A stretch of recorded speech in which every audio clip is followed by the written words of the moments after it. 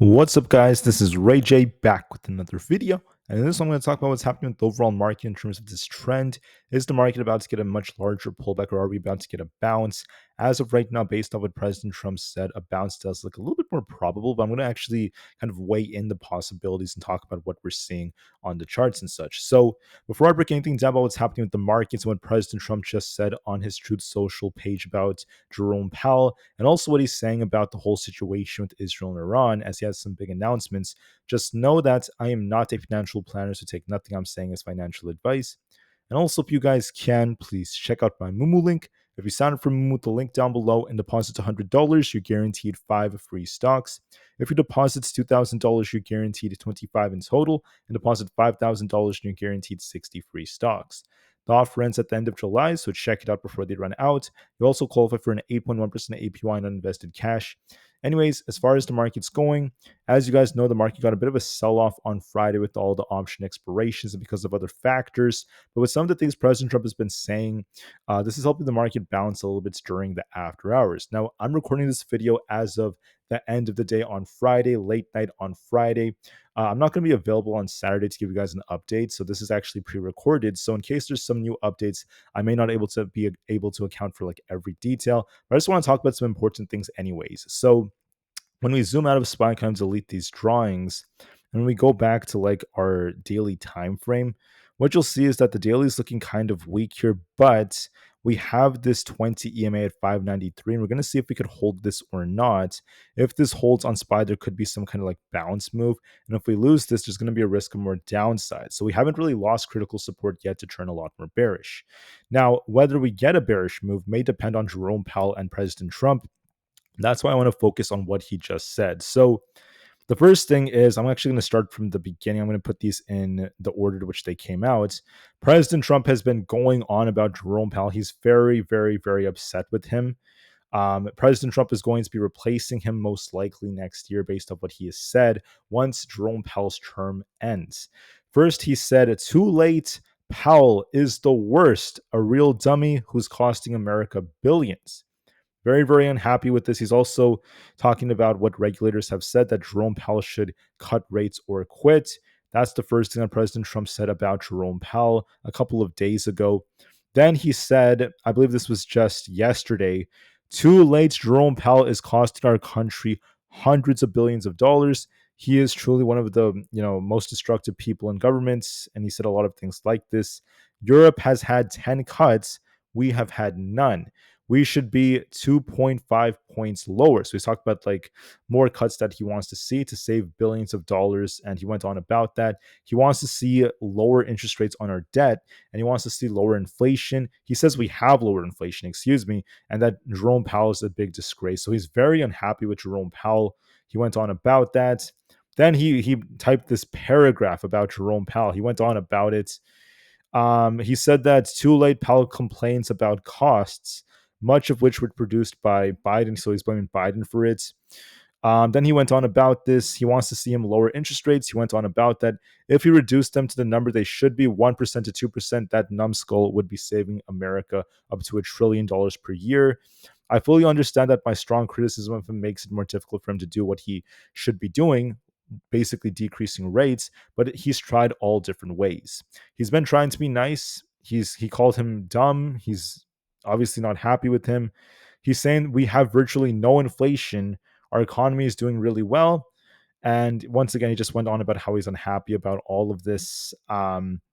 He called him a total and complete moron. Like, he went on about that. So obviously, President Trump is really angry, guys. He's very angry with Jerome Powell. Then he added this picture. So you guys could see the world central banks. If you look at like Switzerland, they have a 0.25% rate. Cuba's at like that 2% area, and it goes on to like the top countries with highest rates. And the US comes out all the way over here. We're actually all the way down here because our rate's at 4.5%.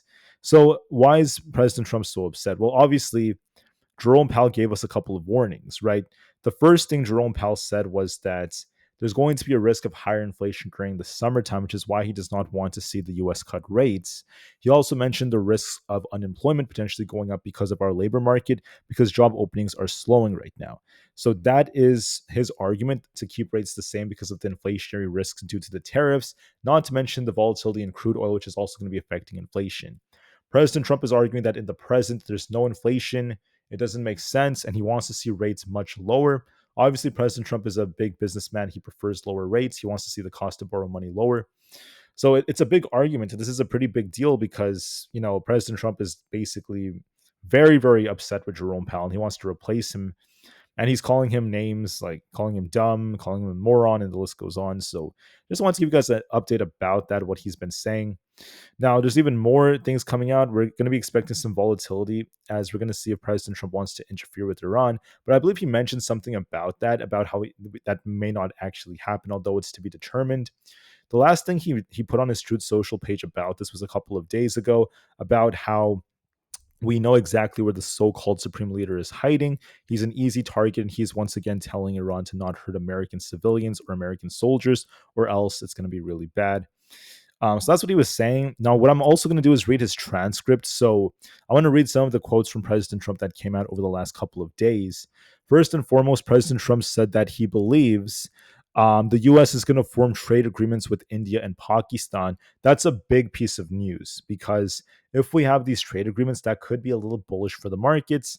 And simultaneously, if we don't see anything too negative, that could be a little bit better. He said that it looks like the U.S. is going to be making some great trade deals with India, and we're going to be looking for some very, very big news. Then he said that Iran does not want to speak with Europe. They want to speak with us, not Europe. He said he's been speaking with Iran and that it's very hard to make a request for Israel to stop the airstrikes, but they're going to find out very soon. He also mentioned that he thinks Iran was weeks or months away from having a nuclear weapon, and that he's saying that Tulsi Gabbard is wrong about the nuclear weapon intelligence. So he's basically saying she's wrong about the way she's been saying things. Besides that, he doesn't think China will get involved. He's getting along very well with China, and that he doesn't think they're going to get involved in the situation. Europe is also not going to help with Iran and the negotiations. And he said that Gabbard is wrong on no evidence of Iran building a nuclear weapon. So that's what he's saying so far. However, he said that there could be possible support for a ceasefire. So he used the word ceasefire, which is good for the markets. And then he said Israel is doing well and Iran is doing less well, but he believes that there is going to be a big deal coming. He went on about that. And then he also said that, with what's going on so far, striking Iran may not be required for them to kind of sort this out. So he said that. He said he's going to give Iran a period of time, 2 weeks, to come up with a deal. He wants to see them negotiate, or else, once again, things could get ugly. And he said that maybe it won't be necessary for us to strike Iran. So that's some big news, right?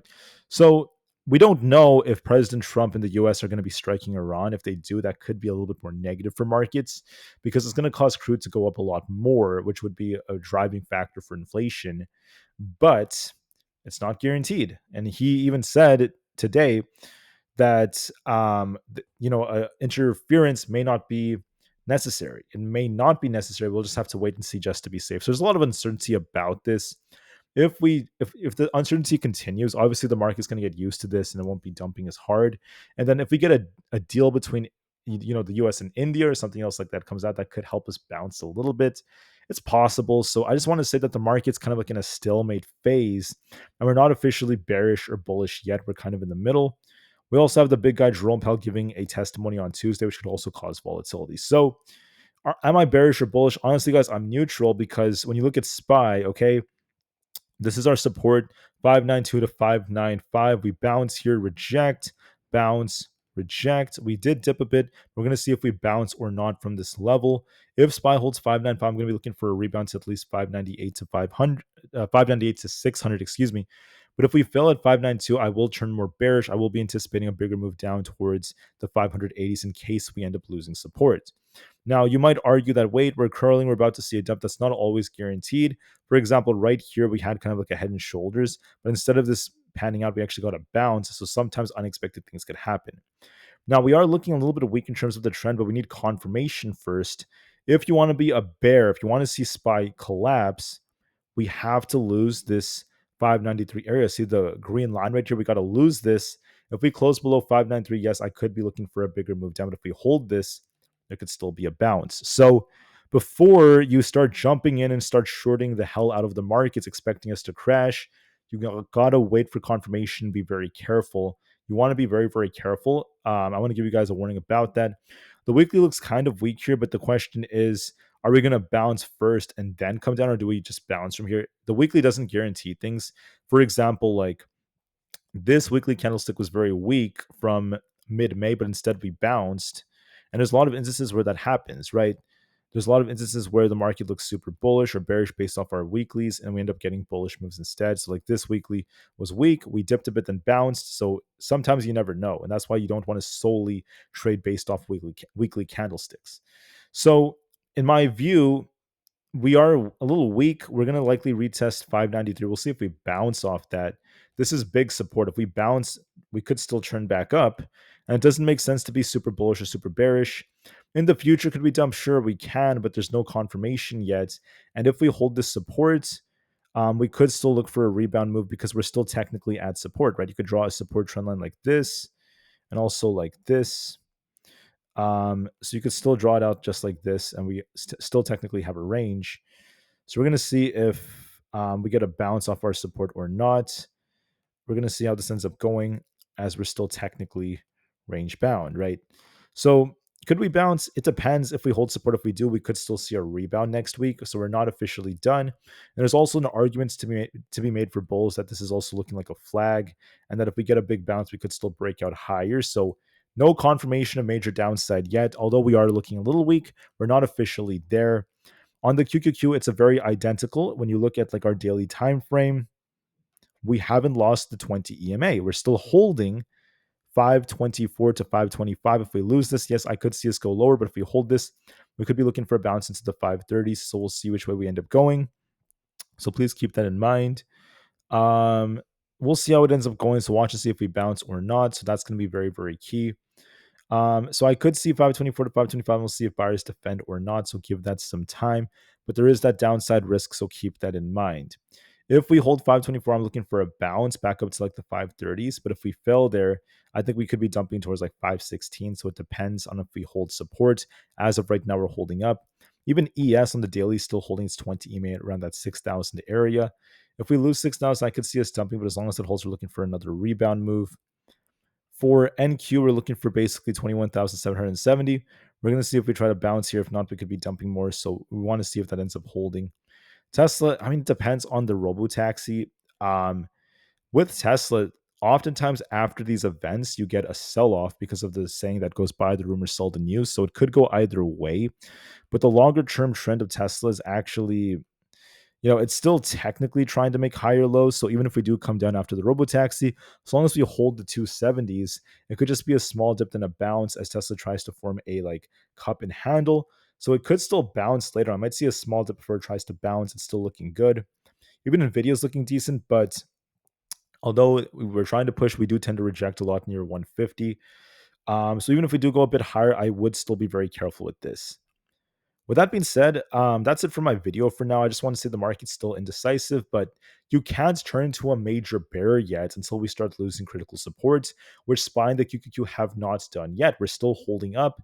If President Trump announces that the US won't get involved, or if there's some news that comes out involving a trade deal with India, there could still be excuses used to pump the markets. Why is that? Because you have to understand the market's very manipulated. You may think the market's supposed to be bearish, it's supposed to dump, there's bad fundamentals, whatever. But that's not how the market works, because you have to be very open minded and watch your levels just to be safe. And you also have to be open to the possibility of increased volatility and the fact that these market makers will move stocks in ways that benefit their own selves. They know what you're doing, they know what you're thinking, they know what we say in these videos. That's why you want to be very, very open minded. Like Bruce Lee has said, you want to be like water. You want to be very adaptive. You want to be able to watch the market and react instead of trying to predict every move, which we can't always do. I can't always predict what President Trump will say, what's going to happen on the news. So that's why I want to remind you guys to be very disciplined. You don't have to catch every single move as long as you are more positive than negative in terms of the moves you catch and you're very patient with your moves. You can be very successful.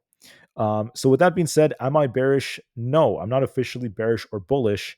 I'm going to be watching the support. And I do think there's a fair chance we try to bounce actually if we hold support here. And also because of President Trump's more positive tone, there might be a small bounce coming. So we'll see. Just want to be very, very unbiased when I say that. And I thank you all so much for listening. So please enjoy the rest of your guys' weekends. Until I see you guys again, have a good one and peace out.